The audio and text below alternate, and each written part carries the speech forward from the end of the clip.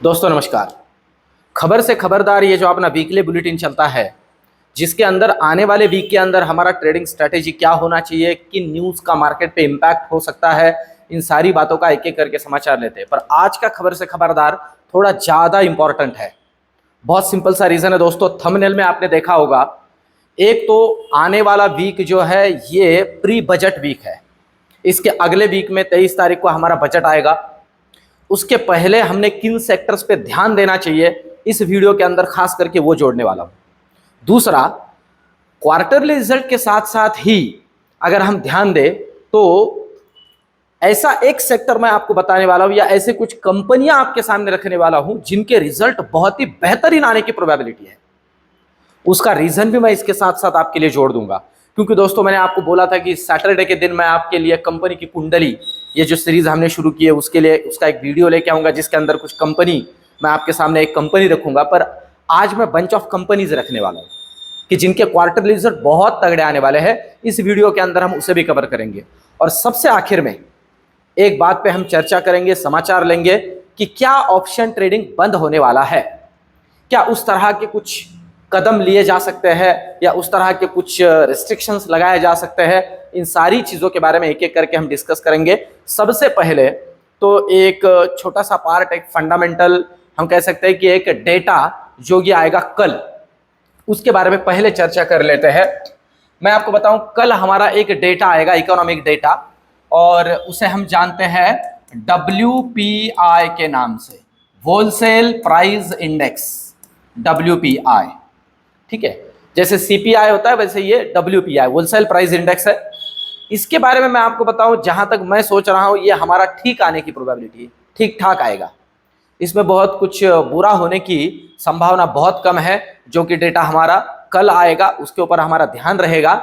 Impact market के ऊपर उसका उतना नहीं हो सकता है ऐसे मुझे लग रहा है अभी के लिए, क्योंकि करंट मार्केट की जो सिचुएशन है वो थोड़ी अलग ही है, अलग तरीके से ये मार्केट चार्ज है। और कितना किस तरह से मूव कर सकता है इसके बारे में भी चर्चा करेंगे। अब मैं आपको बताऊं, प्री बजट किन किन सेक्टर्स पे ध्यान रखना है, कौन से सेक्टर्स प्री बजट हमें अच्छे से ध्यान में रखने, या पोर्टफोलियो के पॉइंट ऑफ व्यू से ध्यान में रख सकते हो आप। पर एक बात बताऊं, आज के वीडियो में जो भी स्टॉक के नाम लूंगा, सेक्टर के बारे में बोलूंगा, खरीदने या बेचने की मेरी खुद की पर्सनल कोई सलाह नहीं है। मैं आपके सामने मेरा स्टडी रख रहा हूं, बाकी डिसीजन सब आपका रहेगा। तो जिन सेक्टर पे ध्यान दिया जा सकता है मैं आपको बताऊं, उसमें एक सेक्टर हो सकता है सीमेंट।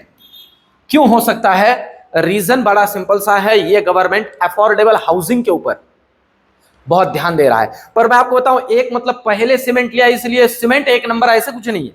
सारे सेक्टर्स कंसीडर कर लीजिए। अब वो पहले सीमेंट सी से आया इसलिए अल्फाबेटिकली सीमेंट ले लिया मैंने, और रीजन भी आपको समझा रहा हूं। रीजन है अफोर्डेबल हाउसिंग के ऊपर ये गवर्नमेंट ध्यान दे सकता है। तो भैया सीमेंट तो बस इंग्रेडिएंट है, बहुत ही इंपॉर्टेंट। इसके अलावा मैं आपको बताऊं, नेक्स्ट जो सेगमेंट पे ध्यान रखना है, एनर्जी। देखिए, ग्रीन एनर्जी हो, एथेनॉल हो। अब एथेनॉल से रिलेटेड और एक बात इसमें मैं जोड़ दूं, शुगर स्टॉक के ऊपर हम ध्यान रख सकते हैं। जहां तक हो सके गवर्नमेंट ने अभी, मैं आपको बताऊं कि 2025 तक जो है 20% एथेनॉल का प्रावधान किया है सारी की सारी पेट्रोलियम कंपनी के पॉइंट ऑफ व्यू से, और उसे 30% तक ले जाने की संभावना है। तो एथेनॉल ब्लेंडिंग जिन जिन कंपनियों के जरिए होती है, जिसमें खास करके शुगर इंडस्ट्री आती है, उस पर भी ध्यान रखना है। इसके अलावा नेक्स्ट जो है दोस्तों फर्टिलाइजर है। अब मैं फर्टिलाइजर इसमें जोड़ रहा हूं, हम सबको पता है प्रोबेबिलिटी इस बार कृषि के बारे में थोड़ा गवर्नमेंट ठीक से अच्छे से ध्यान दे सकता है, बहुत ठीक से ध्यान दे सकता है, और उसी पॉइंट ऑफ व्यू से फर्टिलाइजर मैटर करता है। दो बातें इसमें जुड़ती है एक साथ। साथ ही साथ अभी फर्टिलाइजर कंपनी का सीजन भी है, सीजन और ऊपर से बजट, ये दो बातें इन कंपनियों के लिए अभी के लिए तो फायदेमंद है, पॉजिटिव है। ये तो हुआ एक। इसके बाद में नेक्स्ट सेक्टर के ऊपर जो हम ध्यान रख सकते हैं वो है ये शिपिंग। ये एक सेगमेंट है, ये भागा बहुत तगड़ा है, पर यहां से आगे भी इसके अंदर और ज्यादा डेवलपमेंट की संभावना लग रही है। उसके लिए बहुत हद तक एशियन कंट्रीज के अंदर जो हमारा इंटर कंपटीशन है, उस कंपटीशन का बहुत बड़ा रीजन है कि ये सेगमेंट बहुत तगड़ा मूव कर रहा है। इसके अलावा और एक सेगमेंट है जिस पे हमें ध्यान रखना है, और वो है, हम सबको पता है, डिफेंस। इस सेगमेंट के ऊपर भी हमें ध्यान रखना है, यह भी तगड़ा मूवमेंट देने की प्रोबेबिलिटी यहां से आगे भी है। और नेक्स्ट है PSU segment, public sector undertakings, जिसके अंदर पीएसयू कंपनीज, एनर्जी वगैरह सारे सेगमेंट क्या आती है, बैंकिंग सेगमेंट क्या आती है, पीएसयू सेक्टर के ऊपर ध्यान रखना है। बजट के लिए ये सेक्टर्स दोस्तों अच्छे से ध्यान में रखते हुए चलिए, बजट आपको इस सेक्टर के अंदर अच्छा खासा प्रसाद और महाप्रसाद दे सकता है। मैं फिर से कहूं, कोई सुझाव नहीं है पर मेरा स्टडी है, आप खुद भी लॉजिकली सोचिए, ये सेगमेंट बहुत तगड़े काम करेंगे, गवर्नमेंट इनके तरफ बहुत ज्यादा मेहर नजर रखने वाला है। तो ये तो हुए सेक्टर। अब चलते हैं उस पार्ट के तरफ कि जो मैंने आपसे कहा था, मुझे लग रहा है कि आने वाले दिनों में जो क्वार्टरली रिजल्ट्स अभी हमारे सामने है, उस क्वार्टरली रिजल्ट में कुछ कंपनियों के रिजल्ट पे हमें ध्यान रखना है। वो कंपनियों के रिजल्ट तोड़ फोड़ आ सकते हैं, और फंडामेंटल रीजन, वो जो नॉर्मल लॉजिकल रीजन होता है, वो भी आपके सामने रख देता हूं। कंपनी के अंदर जो सेगमेंट ध्यान में रखना है दोस्तों, ये कूलिंग वाला सेगमेंट है। कूलिंग वाला सेगमेंट जो है, कूलिंग सेगमेंट, ये अच्छा खासा मूव कर सकता है आने वाले दिनों में, जिसके अंदर सबसे पहला है वोल्टास। ये पहला, इसमें भी 1 2 3 4 नहीं है, जो कंपनियां है वोल्टास है, ब्लू स्टार है, अंबर इंटरप्राइजेस है, इपैक ड्यूरेबल है। ये एक छोटी कंपनी है, ये महंगे रेट वाले स्टॉक्स है पर ये छोटी कंपनी है, और है सिम्फनी।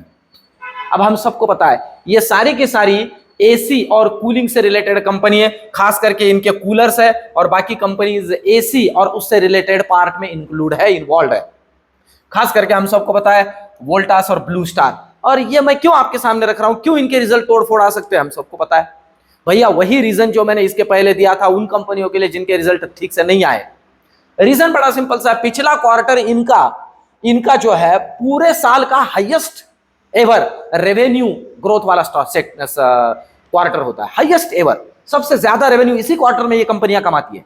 तो भैया आने वाला रिजल्ट तो बहुत तोड़फोड़ ही हो सकता है, और इसको ध्यान में लेते हुए प्रोबेबिलिटी जहां तक मैं सोच रहा हूं, इन कंपनियों के अंदर एक ठीक ठाक सा ग्रोथ यहां से आगे भी देखा जा सकता है। इन कंपनियों पे ध्यान रखिए। इसलिए मैंने कहा दोस्तों, ये जो वीडियो है ना, बहुत ही काम का होने वाला है आज का, इसे अच्छे से ध्यान में रखिए। और साथ ही साथ दोस्तों, वीडियो को लाइक और कमेंट करना मत भूलिए, आपके कमेंट मुझे मोटिवेट करते हैं। आज छुट्टी के दिन भी मैं यहाँ ऑफिस पे हूँ आपके लिए, आपको 2 अच्छी चीजें बताने के लिए।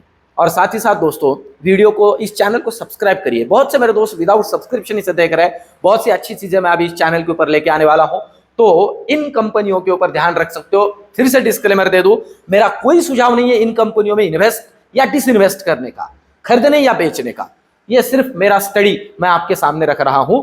अभी बजट के पॉइंट ऑफ व्यू से तो कंपनियों के बारे, सेक्टर के बारे में मैंने चर्चा की, पर आने वाले दिनों में जो रिजल्ट अभी अपकमिंग है, उन रिजल्ट्स में इन कंपनियों के रिजल्ट पे ध्यान रखिए, तोड़ फोड़ रिजल्ट आ सकते हैं। इसमें और एक कंपनी जोड़ देता हूं, और एक कंपनी अभी स्ट्राइक हुई मुझे, और वो है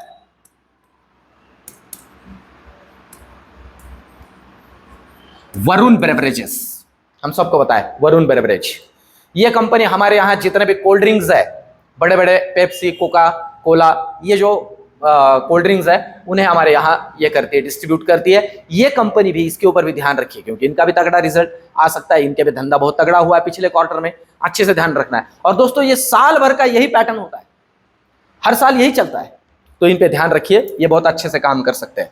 अब चलते हैं नेक्स्ट पार्ट की तरफ, और नेक्स्ट पार्ट में हम समझते हैं कि आने वाले वीक के अंदर किन कंपनियों के रिजल्ट्स आने वाले हैं, रिजल्ट पे ध्यान रखते हैं। और सबसे आखिर में कुछ जरूरी बातें जोड़ूंगा, जो सबसे इंपॉर्टेंट अभी चर्चा चल रही है, क्या ऑप्शन ट्रेडिंग बंद होगा।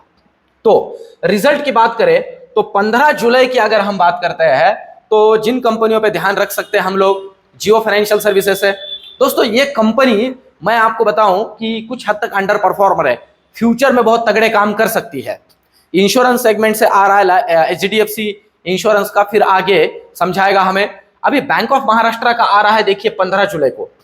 तो ये हमें बैंक ऑफ बड़ौदा के अंदर हमने जो इशू देखा है फिर से एचडीएफसी के साथ साथ डिपॉजिट और एडवांसेस का, अगर इसके अंदर भी आगे ये चलता है ना, तो भैया पीएसयू बैंकिंग के अंदर भी हम एक निगेटिव रैली दे सकते हैं। रिजल्ट है इसके अंदर भी आ रहा है, तो मतलब सबके अंदर हम आगे चल के इसे देख सकते हैं। बाकी कुछ कंपनीज है जिनके रिजल्ट्स है ठीक ठाक है, जिनके बारे में चर्चा करनी चाहिए, मैं बीच बीच में आपके लिए चर्चा कर रहा हूं।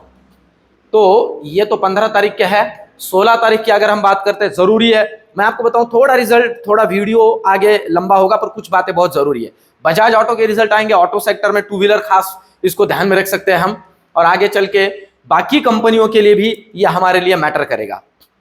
बाकी डीबी कॉर्प के 2-4 कंपनियों के रिजल्ट एक साथ ही आ रहे हैं, जस्ट डायल हुआ, फिर डीबी कॉर्प हुआ, वगैरह वगैरह। इसके अलावा अगर हम बात करते हैं तो 16 तारीख को यही एक रिजल्ट है जो मुझे लग रहा है थोड़ा ध्यान देने जैसा है। 17 तारीख की बात करें तो एशियन पेंट्स के रिजल्ट आ रहे हैं, इसके ऊपर ध्यान रख सकते हैं। 18 तारीख की बात करें तो इसमें इंफोसिस है दोस्तों, हैवेल्स है, ठीक है, इसके ऊपर भी हम ध्यान रख सकते हैं। इसके अलावा बाकी तो ठीक है। और फिर 19 की अगर हम बात करें तो विप्रो है, आईटी का ही है, यूनियन बैंक का भी रिजल्ट आ रहा है, और 19 तारीख तक का ही ये वीक है। तो इन कंपनियों के ऊपर हम ध्यान रख सकते हैं। अब दोस्तों, जो एक न्यूज चल रही है हमारे बाजार के अंदर, जिसके बारे में बहुत से लोग थोड़े चिंतित है कि भैया क्या F&O सेगमेंट बंद हो जाएगा, इसे सेबी खास करके रिटेल ऑप्शन ट्रेडर के लिए बंद करेगा। दोस्तों, सपने में भी ये सोचिए मत, ये सारी की सारी बकवास रूमर्स है। मैं सीधा सीधा बात आपको कहूं, मुझे बहुत से लोगों ने लिखा भी कि भाई सर इसके बारे में कुछ वीडियो बनाइए, हमें बताइए। पर मैं दोस्तों बताऊं, मैंने वीडियो जल्दी तुरंत ही इसका वीडियो क्यों नहीं बनाया, क्योंकि ये सिर्फ एक रूमर है और बकवास रूमर, इसमें कोई मतलब ही नहीं। अरे भैया, अगर ये चाहे तो वीकली एक्सपायरी का हाफ वीकली एक्सपायरी कर दे, समझ रहे हो? ये अगर चाहे तो जो अभी 25 का लॉट है इसे और आधा कर दे। ऑप्शन ट्रेडिंग इनके लिए एक टाइप से हम कह सकते हैं सोने का अंडा देने वाली मुर्गी है। इतना जीएसटी मिल रहा है, इतना तगड़ा टैक्स मिल रहा है, इतना आप किसी जिसे कहते हैं ना कि हम जिसे कोई लत लगी हो, ऐसे किसी नशेड़ी के जैसे उसके अंदर दिन ब दिन ट्रेडिंग कर रहे हो, तो गवर्नमेंट ये क्यों बंद करेगा? भैया ये तो टैक्स कमाने का बहुत तगड़ा उपाय है, बहुत ही तगड़ा रिसोर्स है, इसे कोई बंद नहीं करेगा, आप चिंता मत करिए। देखिए, अगर खुद पे कंट्रोल नहीं करोगे तो इनको कुछ पड़ा नहीं, इनको कुछ, ये तो चलता रहेगा यार। तो ये सारे के सारे रूमर्स है, ऑप्शन ट्रेडिंग चलता रहेगा, जैसा चल रहा है वैसा ही चलेगा। ये इन्होंने चालू ही इसलिए रखा है कि इसमें से बहुत तगड़ा पैसा इनका बन रहा है, आपसे इनको कोई मतलब नहीं है। और आपसे जिन्हें मतलब है, वैसे हमारे जैसे लोग शायद से हमारा भी कुछ दिनों में ये इधर उधर कर दे। पर फिर भी दोस्तों, मैं कोशिश करता हूं जेन्युइनली जो चीजें हैं आपके सामने रखूं, और आपका इक्विटी के अंदर, ऑप्शन के अंदर भी थोड़ा थोड़ा प्रसाद और महाप्रसाद बने, इसके लिए मैं ये कोशिश कर रहा हूं। तो ओवरऑल रिसर्च और आज का वीडियो आपको कैसे लगा, कमेंट में मुझे जरूर बताइए। मिलते हैं नेक्स्ट वीडियो में, धन्यवाद।